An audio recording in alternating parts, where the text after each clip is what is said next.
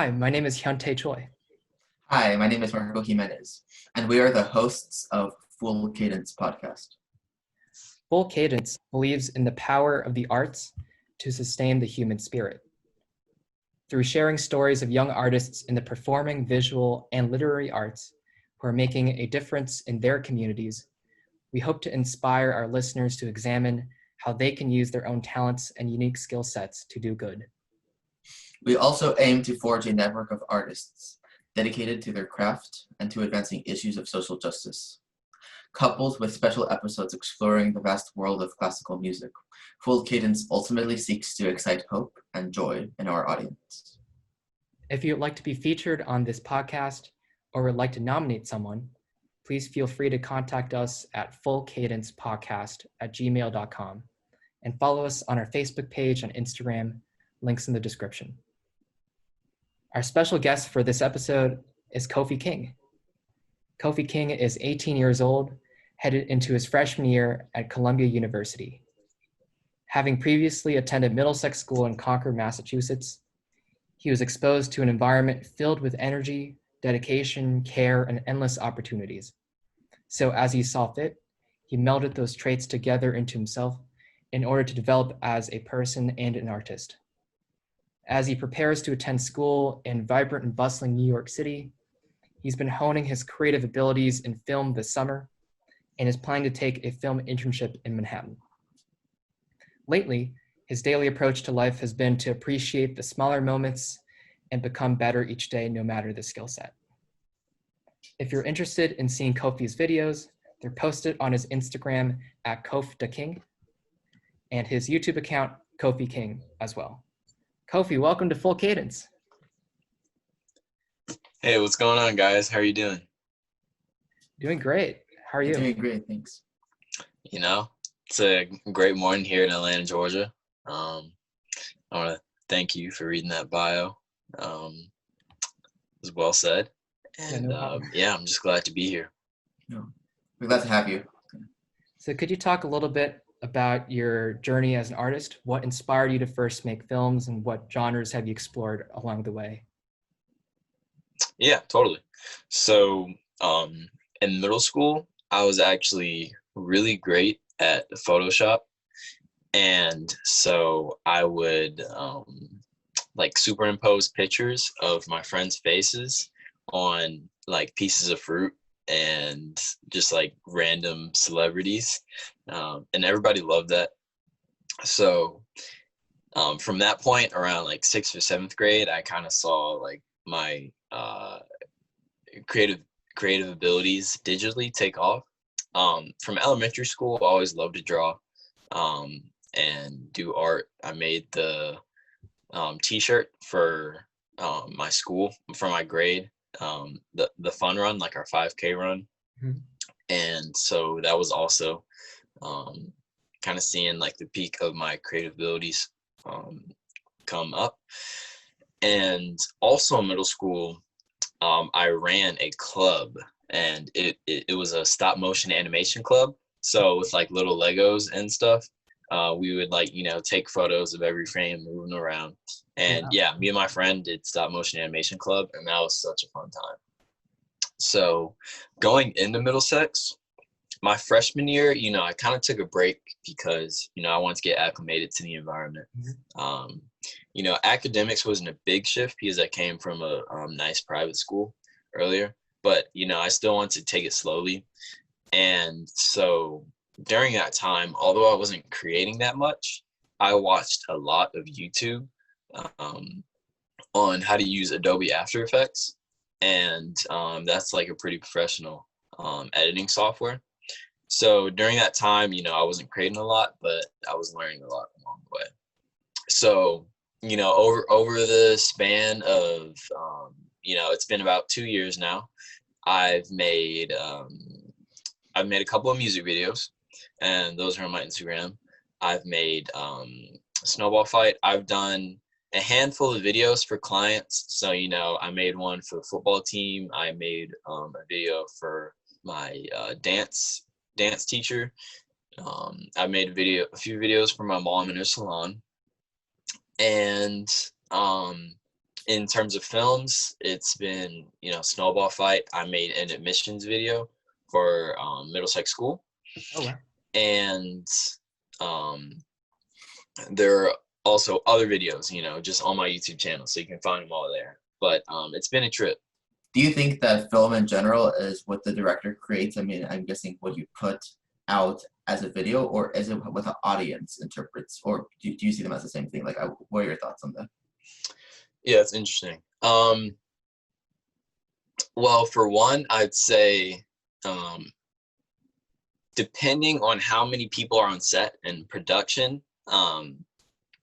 before the actual, piece of film is viewed, it can have many interpretations. So, if it's somebody who's like solo dolo like me, it's probably gonna be a very focused interpretation. But, if you've got, many producers, a director, a handful of actors and all that, it can be one large idea, but, like you're saying, a lot of interpretations can be pulled from that.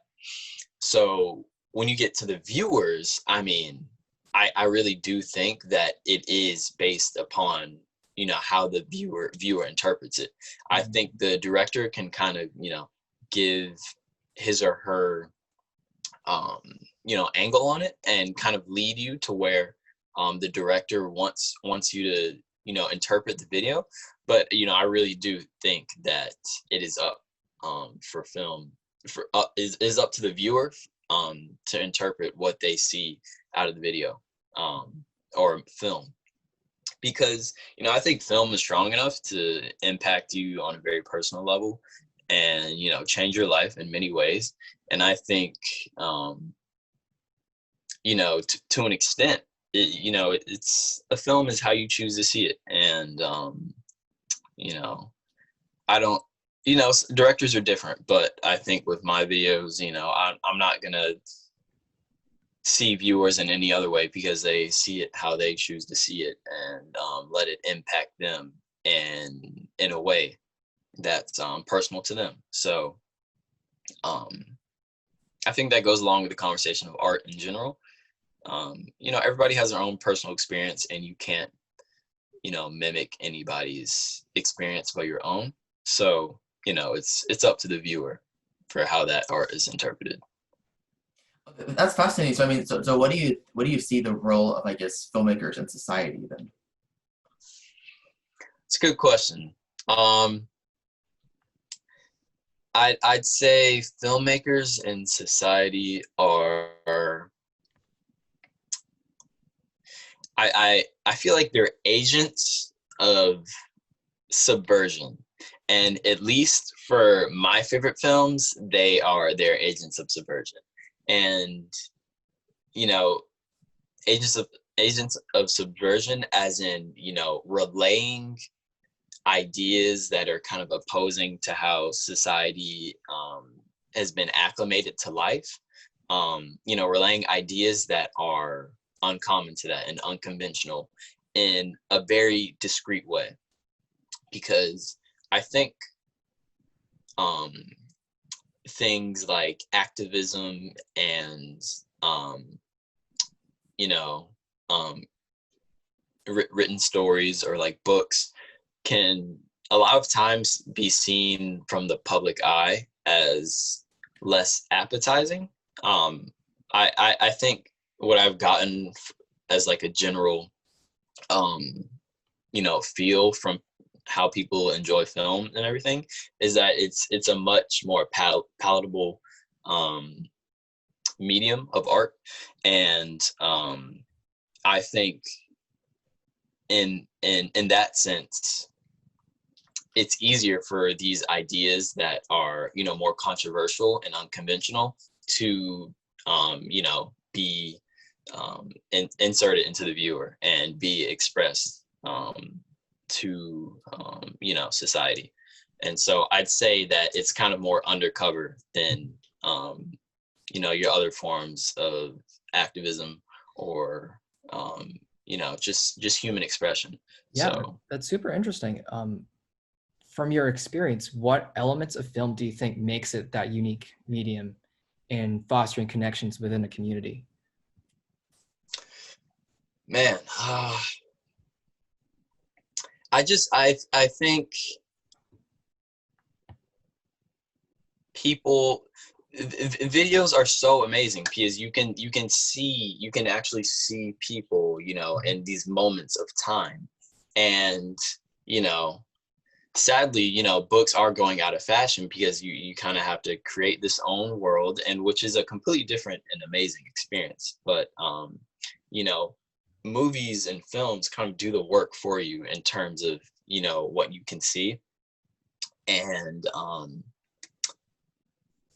I think that, you know, kind of how it just launches you into this world without having to work very hard, in terms of just visually, at least. I think it's, in that sense, like I was saying before, it's a lot more palatable to the viewer. And you know, from there, then, you know, it's easier to listen to the dialogue and find the themes and, you know, motifs in the film. So I'd say, you know, yeah, the biggest thing about films that's so engaging and why people love it so much, you know, is like the visual aspect. And I'd say personally, my favorite aspect of a film is cinematography. It can just, you know, change a video from impactful to even more impactful and beautiful and life-changing. I mean, that's beautiful. So, I mean, given the immediacy as you're talking about of like there's just a visual medium versus something like literature, maybe even poetry, what sorts of things do you think can be done in film, maybe more effectively than in other mediums? I know you've talked about making certain issues more palatable to a wider audience, but what other sort of advantages do you see to film? So could you repeat the question again? So advantages in film for what? Yeah, like advantages in film compared to, say, different mediums that might be like reading or poetry, just like the advantage of the immediacy of the visual medium. Oh yeah, totally. So I'd say flow. So with films, flow can be experimented with a lot. So like I was saying, how you already have that visual shortcut, you can cut to different places very quickly, you know, focus on, you know, different subjects, you know, within split seconds, or dedicate more time to them. So I think, you know, being able to already explain so much in these frames, in these shots, gives a filmmaker more agency in you know, developing their broad idea in a short amount of time. So I think, you know, versus like written mediums, you know, I think both mediums have to be like pretty smooth, but in terms of you know, having a very large and complex idea, films can, you know, achieve that in a compressed way that's also just as much effective. Like how you see, you know, films that are adapted off books, you know, they're 1 or 2 hours long, whereas it might take you you know, like a week to read the book. So yeah, I'd say, you know, just being able to have the same flow as the book, but, you know, being able to compress it in 1 or 2 hours, because, you know, each year, you know, our attention spans are getting shorter with technology and all this media. So I think that's why that's why film's so great as of right now. I think an important thing about cinematography specifically is you have to think a lot about perspective, like not only just the camera angles, but the perspective in terms of like what the audience will get out of it. And I was wondering, has being a filmmaker shaped the way you see the world? And to what extent has the world changed the way you approach film? Yeah, so I'd say to the first question you're asking, you know, I think growing up watching films, I kind of had this idealized version of, you know, dialogue and just interactions between humans. Because a lot of the times, you know, the movies you watch is as a kid, you know, like the big blockbuster movies, they can be a little phony. And even like the stuff, you know, you see on like Disney Channel or something, it can be a little phony. And it can, to me, I kind of had this perspective on human life and interaction that was, I think, a little warped. And so I never wanted to imitate how I saw, you know, people interact on film, but in film as I was growing up. But I did, I kind of had like a little bit of a misinterpretation of how human people can be. Now, I'd say recently in high school, the stuff I've really appreciated is HBO shows. And HBO does a really, really great job on interpersonal relationships and the real genuineness of how like raw and complicated human relationships can be. So I think more mature films and material can tend to be a little more developed in terms of genuineness and how one is able to interpret, you know, the nature of humans and the world around them. But that's not discrediting, you know, movies made for kids at all, because, you know, something like Fantastic Mr. Fox, that's one of my favorite movies ever. And, you know, I watched that on my, I think it was like 9th birthday when it came out. And, you know, I can still watch that to that day and be very engaged. And, you know, the score is amazing. And it has its own angle on, you know, corruption and all that and everything. So the flip side around how the worldview has kind of changed my perspective on films, I'd say, you know, kind of just getting a more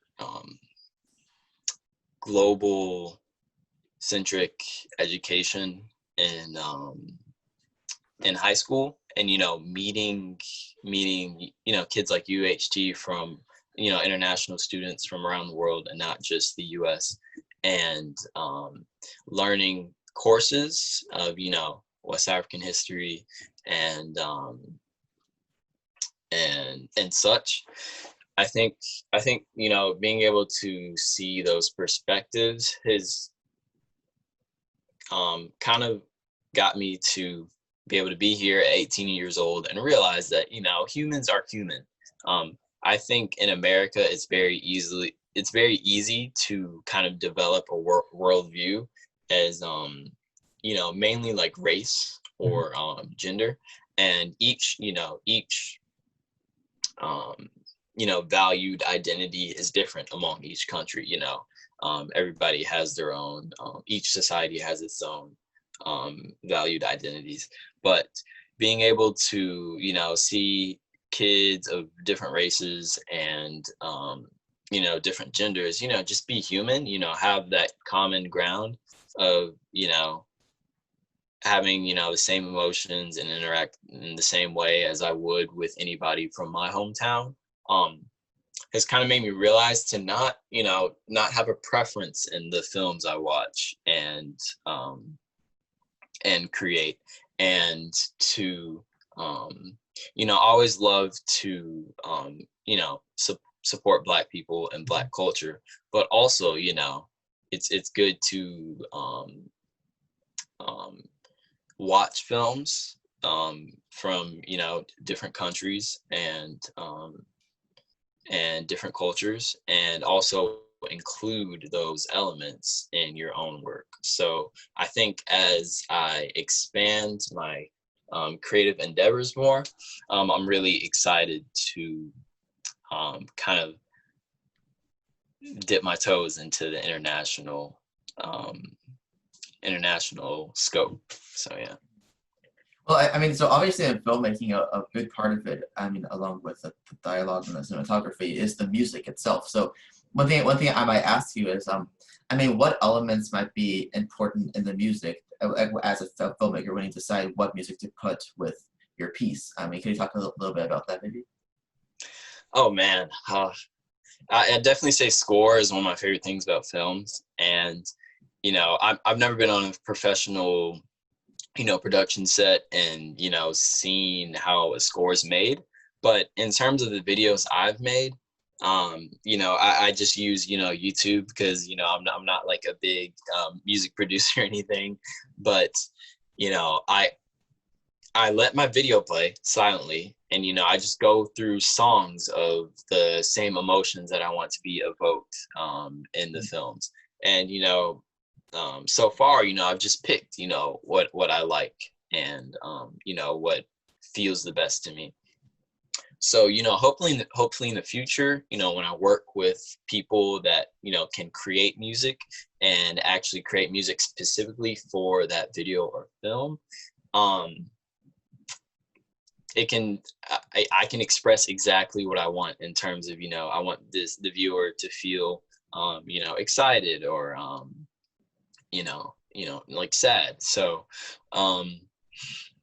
I think, you know, if you look at, you know, you're watching Star Wars and you see like, you hear like John Williams, you know, scores and stuff. You know, it's really, it really gets to you. You know, a lot of Star Wars movies have been, you know, terribles, you know, like the whatchamacallit, like the prequels or whatever. But you know, the score has been amazing in all those videos and all those movies. So a score can definitely, I don't know about save a movie, but it can definitely make it a lot better than what it would have been without. But you know, his scores are very grand and in your face and exciting. You know, that's because it's Star Wars. You know, Star Wars is supposed to be like a super big adventure that's, you know, in space and, you know, out of this world. So it's definitely about matching emotions and moods. If it doesn't match, then it's going to be the oddest experience. You talked a lot about your creative inspiration being from staying alone with your thoughts and marinating and seeing where those ideas take you. So I was wondering, what is the importance of being introspective and staying with your thoughts and seeing and kind of exploring those possibilities that you wouldn't otherwise? Oh yeah, I mean, you know, the creative process is very personal. You can pull a lot from other people's ideas, and that is a lot about life, but you know, there are worlds undiscovered, you know, within yourself, that is there to make your creative ideas that much more rich and genuine. You know, junior year I read a lot of Carl Jung, and that's just because during that time I was really interested in, you know, like you're saying, introspection and, you know, being more in tune with my thoughts and myself. And, you know, just having experience with that, I got to learn about, you know, what I myself really like more and how I actually view the world, and very many different aspects of myself. And you know, I think, yeah, throughout life, there's always a lot more to be discovered. And that's why moments like those, you know, in the creative process, you know, when you're just sitting with yourself and thinking about your thoughts and letting them develop, you know, it's like a meditation of sorts. And it's very helpful for, you know, getting the best idea possible, because 9 times out of 10, that first idea you think of, you know, isn't going to be as good as, you know, the idea that you let it sit with, you know, for, you know, half an hour plus. So, you know, you know, the idea is you, and so sitting with it makes it more you. I mean, so what can you say about like the transformative power, I guess, of filmmaking and just creating in general for you personally, for an artist personally? For the artist in general, or me specifically? I mean, I guess you specifically, but then also if you can talk about maybe your thoughts on artists in general, that would be amazing. Okay. So me specifically, film has impacted me a lot in showing that other people have their own issues, and specifically familial. I think when I first started filmmaking and previously before that, I kind of thought I was in a world by myself when it came to, familial issues and tensions. And, I would always have my head down about that because I thought I was in a boat all by myself, and, I would have pity for myself and everything. But, like I was saying, like those HBO shows and other movies I've watched, they really show that life is complicated and other people are going through the same thing, but maybe, probably in just different forms. So watching those films and TV really helped me to understand that, I wasn't alone, and I got to experience these tensions and issues between people, and how they arise and how they're solved. And that was really transformative for me. The artist in general, like I was saying earlier, I think it's really based upon personal experience. And I think from what I've seen in really great art, better artists have been more damaged and challenged in their early years. And, the best artists that you can think of have had, one of the worst lives. And that, those tragedies kind of drive the artistic passion, because you need to express those emotions in some sort of way. And so I think, what's really transformative for the artists in general from film is being able to see, like, kind of how related with my case, being able to see that tragedy, being able to see that tragedy expressed, someone else express that in the form of film, and being able to relate with that and not feel alone. It's sort of like a form of empathy, so yeah. Well, on that vein, I mean, what do you view the role of art in general as in, such difficult times as today? And also, how can artists use their craft for social justice and just to better the community, better the world? What are your thoughts on that? Yeah, so I think art is really fun, and I think that's one of the main aspects that can kind of, get a large audience to listen. I think with something like social justice, it's the most effective when everybody's participating and everybody's listening. And most people, like to have fun, when they're doing anything throughout the day. And, that's not me saying that, social justice issues are supposed to be, taken lightly or supposed to be, undermined. But, when you're talking about, issues about, your society, you want to be interested. You don't want it to be boring. And I think that, films and art just in general achieve that, because it's so interesting, no matter the style of art.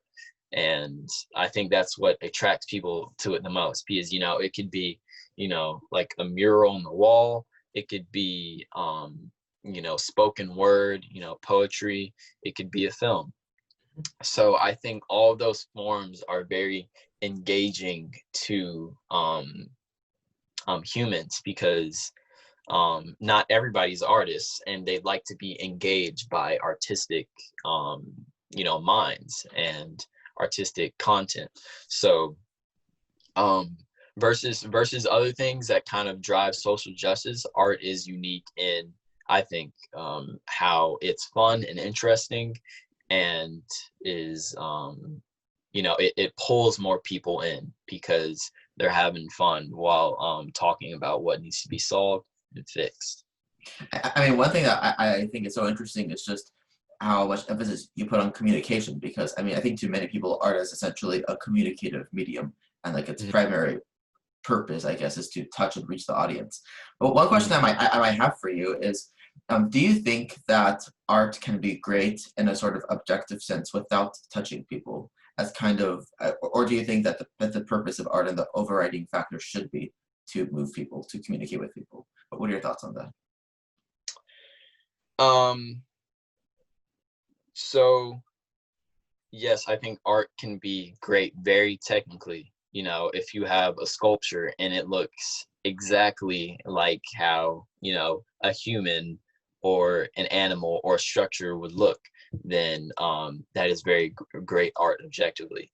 I also think that, if you're, a second grader and you make a very poor drawing, but it speaks onto, the second grader's life and experience at the time, then I think, it can make the teacher, fall in tears because, it's so accurate and genuine. So I think those two are mutually exclusive. Mm-hmm. Maybe they're not. I think those two can I think they can mix, so they're not mutually exclusive. So yeah, you can have really great art that's moving, but you can also have as some would say, like, I don't know if you guys seen that like really big it looks like a balloon dog. It's like orange, it's like metal or whatever. But you could have something like that where a lot of people don't think it's that impressive, but it sparks conversation and it makes people talk.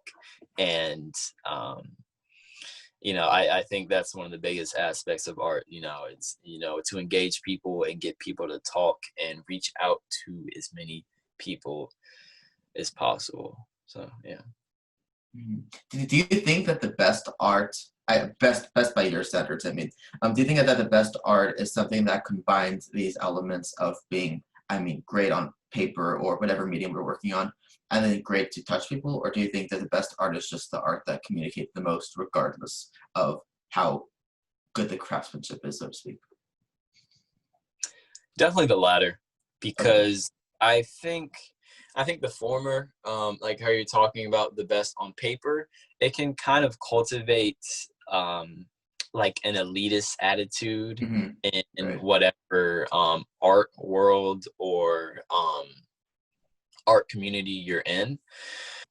And I think it can, in different places, you can see it boils down to, what is the best, what art, follows this structure that is, the best technically on paper, like how you're saying. I think one that can cultivate an elitist culture of people thinking that they're greater than other people, but also I think it can hinder innovation and different styles. And I think that's the most important part in the artistic world is seeing something new and other people being inspired by that new thing and creating new art forms and styles and pieces. That's just human nature, always innovating. So I think having the best art, personally in a sentimental sense can be worlds better, because then that gives agency to the to the artists themselves to create whatever they want, no matter it leaves out comparison and having to make something look like A or B. So yeah, in terms of what I think art should be, and which is developing every day and reaching out to as many people, because it is new and different than the sentimental aspect and genuine, focusing on the message more so than how it looks on paper is the best way to go. I see. I mean, one thing I think is interesting is how, I mean, after the two world wars, we see this kind of fragmentation in the arts pretty much everywhere, and it seems like even to this day, every artist is kind of doing their own thing. So, I mean, one thing I might ask you is too, many emerging young artists in this day who are still maybe trying to find their voice, express themselves. I mean, I think you're saying the most important thing is to innovate and be original, but also communicate. Right? Yes, but I'd say, yeah, original the most, because I think it could be difficult. I don't want to say, you have to innovate, because, some people, if it's an art style they're used to and that they enjoy, that is what is original to them, and that is what's, the best for them to do. But I will say, listen to yourself and make sure that it is what, whatever style or form that you're doing, it is what you want to do, and it's gonna create the best of your work. And I want to wrap up with a fun last question. So as a dancer and filmmaker, what relationships do you see between the two genres of the arts, and how do you approach them differently or similarly? Oh man, so I actually did create a video of me dancing. I showed it at the dance show last year, or earlier this year, last season. But so that project, which is also on my Instagram, was a take on, like my inner thoughts, and it was a take on my inner thoughts. And I think if you listen to the music lyrics and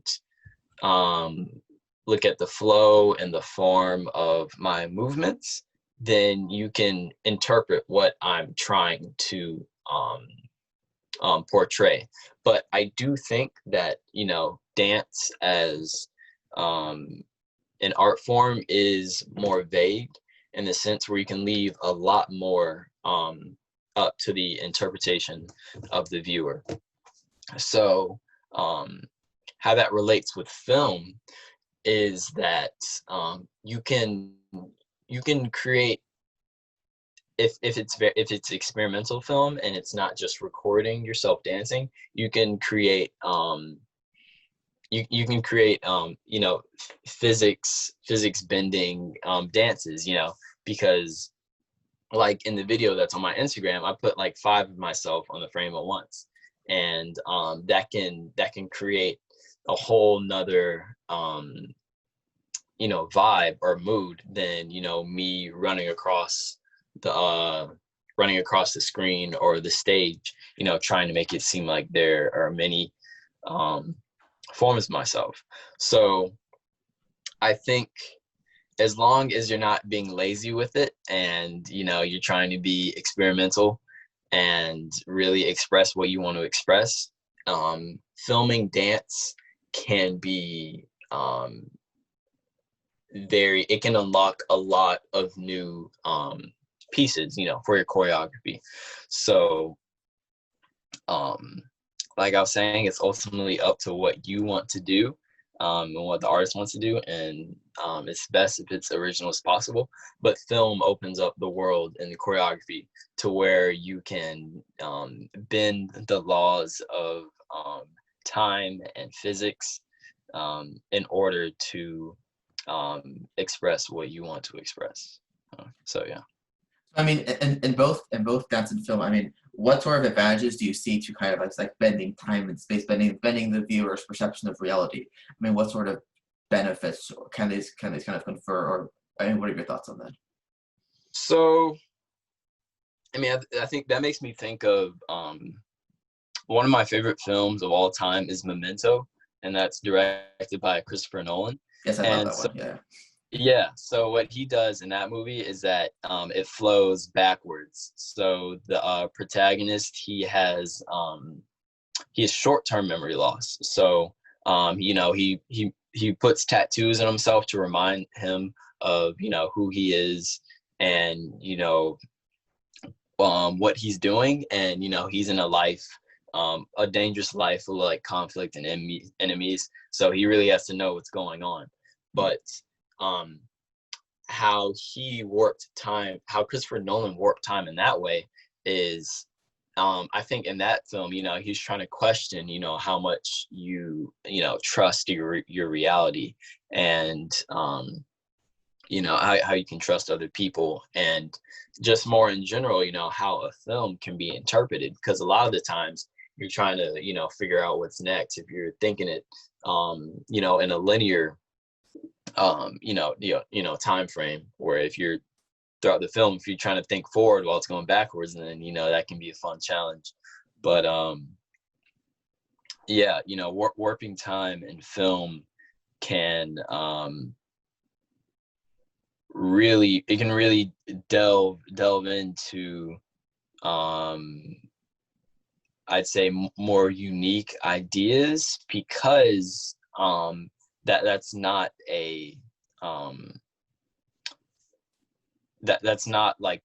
how we perceive life. We perceive life linearly, and it goes forward. So the filmmakers that try to warp time, make it slower or faster, or backwards, or jumping through different times, like how Quentin Tarantino does that. It can create a completely different message that's overlapped with what your characters are saying or your setting is doing, because that's a whole nother aspect that you're working with. So I think it just makes your ideas more complex. Right. And I mean, one thing I think is, and that's another example of the power of subversion and going against the grain, because like you were saying, time is going, we experience it as going forwards, but kind of experimenting with physics in that video, and position and almost superposition too, it's really cool, and it adds an extra element to the film. and one thing that seems kind of interesting to me is kind of how it seems like visual art that's static, maybe painting or sculpture, kind of it can warp space, and then stuff like music, maybe it can warp time. But it seems like film has the capacity to both warp space and time. So I mean, it seems like maybe that might give. Do you find as a filmmaker that maybe you have more possibilities, more, I guess, places to go that might not be accessible to perhaps other mediums? I mean, what are your thoughts on that? Oh yeah, totally. Because I mean, unless I'm just not thinking of something that's very obvious, I think film is the medium of art, that's very closest to life. There's also there are also plays, and that's very close to life itself. But being able to record film and have that last for however long, just as long as like a book could last, but even longer, it's and I'm kind of forgetting your question here, but film is very unique and interesting because it can last very long. It looks the closest to how we perceive life, and so therefore I think it's the most relatable, because it doesn't take it doesn't take a lot of effort. Like I was saying before, it already compensates for what we're used to, so you can invest in your ideas more and have more complex ideas, because the viewer's already engaged, because it's like you're seeing real life. So I mean, just one last question was just be, as a filmmaker and somebody who's just so immersed in the arts, what sort of films have touched you the most that you might be able to recommend to our listeners, either films or shows? Oh man, so as of right now, my favorite film of all time, I'd say, is Fight Club by David Fincher. Mm-hmm. And I think the most phenomenal things from that film is Brad Pitt's role in that. I'm not going to spoil anything, but Brad Pitt's role in that is phenomenal. Not his best role, but he plays a really good job. in his role in that movie. I think what I enjoy most about that film, though, one is David Fincher's style of deception. He, in all of his films, he kind of has like this twist in his films that kind of that deceives the viewer. I think the viewer gets acclimated to the movie, but like halfway through, he flips what you thought the movie was into something else. So that was very engaging to me. And I think the third thing that I love a lot about Fight Club is the themes in it. And, you know, it covers a lot of different things, but most importantly, like toxic masculinity and what it means to be a man in America, and especially, you know, corporate America, and how, you know, men are getting these jobs that are kind of like, you know, dulling them down in terms of their activeness in their own lives. So, a really big problem in today's world is that a lot of people's lives are becoming more passive because they're just going with this, you know, structure that's kind of been given to them, you know, in the world, you know, go to high school, go to college, work this corporate job, and then retire, and then that's it. You don't think about it a lot. So it kind of delves into that too. And I'd also say another movie that I would love to recommend is I'm